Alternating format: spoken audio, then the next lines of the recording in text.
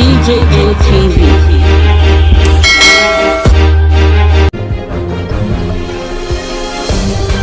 Nigerian Supreme Court upholds the registration of 74 political parties as INEC releases timetable for the 2023 general elections, plus armed men attack bullion van in Ondo. Hi, lovely viewers, a pleasant morning to you, a pleasant afternoon to you, and a pleasant evening to you, depending on the actual time the time is now that you are watching us on our day-to-day news update on your darling TV station, DJM TV.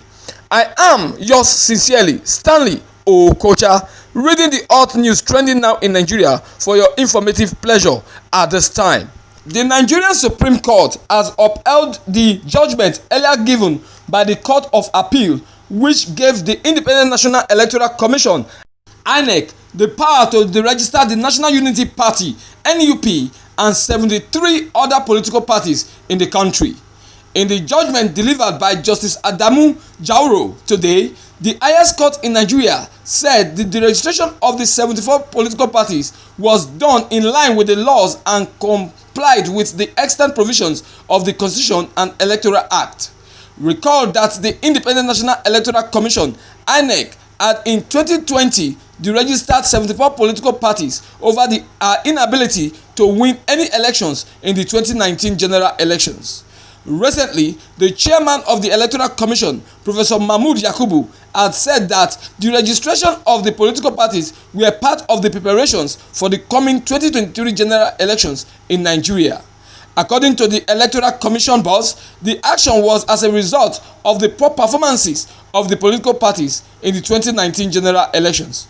Professor Mahmood emphasized that all the 74 political parties failed to satisfy the requirements of the fourth alteration to the Constitutional Electoral Act 2010 as amended. Similarly, the Independent National Electoral Commission (INEC) chairman, Professor Mahmood Yakubu, has announced that the timetable for the 2023 general elections will be released in November this year 2021.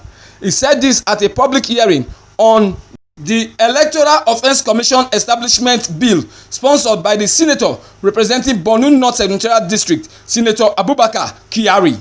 The INEC chair also stated that there must be clarity and certainty about the electoral legal framework to guide the conduct of the 2023 general elections before the timetable would be released. Professor Yakubu also appealed to the National Assembly to increase the speed on the workings on the Electoral Act Amendment Bill that is presently before it. In Professor Mahmood Yakubu's words, I would like to reiterate our appeal to the National Assembly for the expeditious passage of this Electoral Offence Commission Bill and the pending review of the electoral legal framework generally.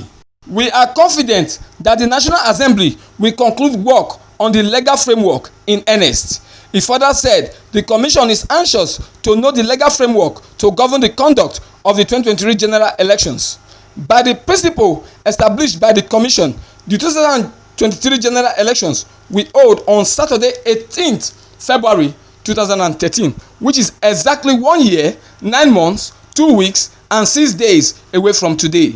We hope to release the timetable for the general elections immediately after the Anambra governorship elections scheduled to hold on Saturday, the 6th of November 2021. The INEC boss said. Professor Yakubu also added in his words, in order to do so, there should be clarity and certainty about the electoral legal framework to guide the 2023 general elections. We are hopeful that the National Assembly will do the needful and to do so in earnest. While speaking on the persecution of electoral offenders, the INEC chairman disclosed that the commission, since the 2015 general elections, had gotten 60 convictions out of the 124 cases filed in court. We would like to see more persecution of offenders, not just of ballot box snatchers and falsifiers of the results of the elections, but most importantly, their sponsors. We look forward to the day when highly placed sponsors of thuggery, including chieftains of political parties and candidates, will be prosecuted. By so doing, we believe that we will send an even bigger message, the INEC chairman stated. In another news report, unknown gunmen suspected to be armed robbers have attacked a bullion van at Elemosho village along Akure-Ondo Expressway in Ondo East local government area of Ondo State. The attack, which took place on Thursday evening, saw 2 persons killed. Our correspondent in Ondo State learnt that the armed robbers laid ambush and attacked the bullion van belonging to one of the commercial banks in the state while going towards Akure, the Ondo State capital, at about 5 p.m. in the evening. It was also gathered that the armed robbers shot no fewer than 3 people in the operation, which lasted for about 20 minutes before they ran into the bush. According to an eyewitness account, the villagers on hearing gunshot ran into the bush for safety. The robbers came to the operation in a Lexus car and waylaid the bullion van. They vandalized 2 out of the 3 vehicles in the convoy with bullets. They shot 3 people before they ran away into the bush. One of the victims was alive, while I am not sure whether the other 2 survived, the eyewitness narrated. The eyewitness also added that the men of the Ondo State Security Network Agency, Amotekun, were invited to the scene and they took one of the victims to the hospital.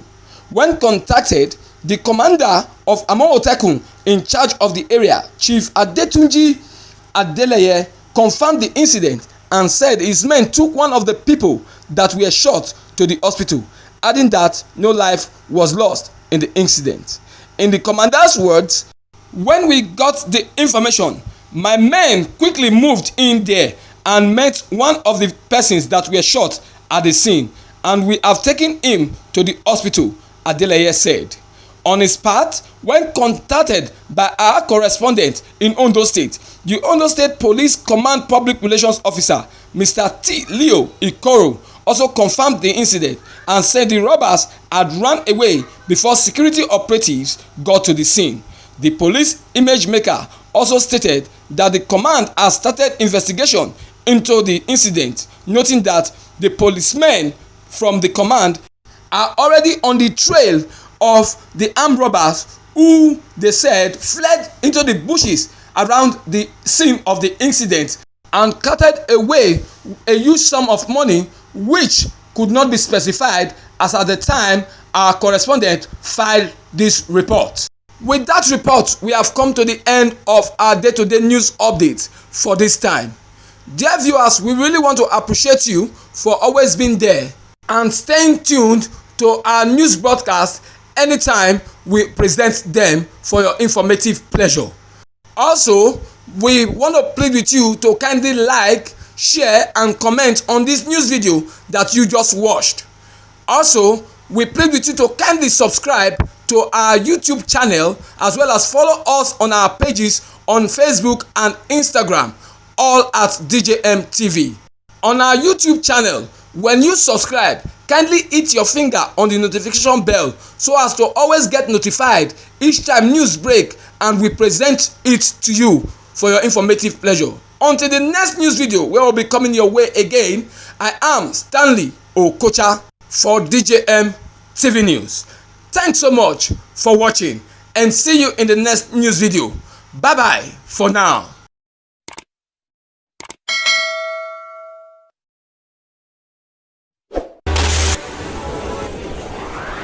DJM TV. DJM TV.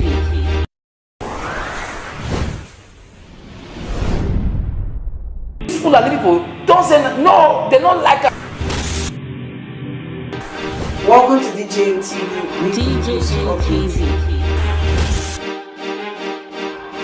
DJM TV. DJM TV. DJM TV. Some of the delegates and ask them questions. DJM TV.